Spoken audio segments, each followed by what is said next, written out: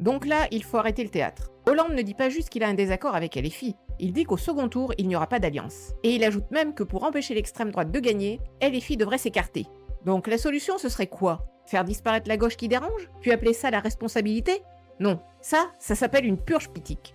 Et quand tu fais ça, alors le RN monte partout. Oui, tu joues avec l'idée de livrer des villes à la droite dure et à l'extrême droite.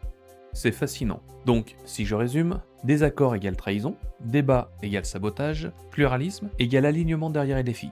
Refuser de se ranger derrière vous, ce serait presque ouvrir soi-même la porte du RN. C'est pratique. Le bon vieux coup du « si vous ne marchez pas avec nous, vous faites gagner les monstres », c'est pas un raisonnement, Rosa, c'est un collier étrangleur moral. Tu appelles ça front antifasciste. Moi, j'appelle ça une mise au pas, avec drapeau de la vertu sur le dos. Ne fais pas le malin. Pendant que l'extrême droite grimpe partout, il y a des gens au PS qui ont décidé que leur priorité, ce n'était pas de la bloquer, mais d'éliminer LFI du paysage. Voilà la manœuvre. Voilà la honte. Parce qu'au fond, Hollande ne dit pas « on n'est pas d'accord sur une stratégie locale ». Il dit plutôt perdre avec nos couleurs que gagner avec vous. Et ça, qu'on le veuille ou non, c'est une mécanique de fracture qui peut offrir des villes entières à ceux qui n'attendent que ça. Mais c'est précisément là que ton numéro devient intéressant. Ton urgence démocratique, elle sert surtout à sacraliser une alliance sous direction LFI. Le front antifasciste chez toi, c'est jamais une coalition équilibrée, c'est une injonction. Acceptez notre ligne, puis remerciez-nous de vous avoir laissé une chaise. Et si quelqu'un refuse, tu sors la sirène, vous faites monter le RN. Non, c'est pas une morale supérieure, c'est une technique de domination politique maquillée en vertu publique.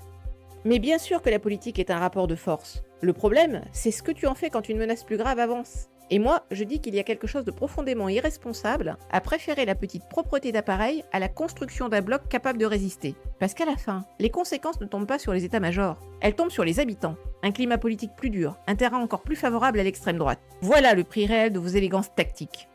Très bien. Alors, question simple, Rosa. Si LFI arrive deuxième dans une ville, derrière le PS, mais devant le RN, vous vous retirez pour être sûr de battre l'extrême droite ou pas? Non, et je ne te laisserai pas salir le débat avec ce faux bon sens de notaire. On demande toujours à la gauche combative de s'effacer, jamais à la gauche anesthésiée. Votre obsession, ce n'est pas de battre l'extrême droite, c'est de remettre LFI à genoux. Et c'est exactement comme ça qu'on fabrique la défaite, en traitant comme un danger principal la force politique qui refuse de rentrer dans le rang.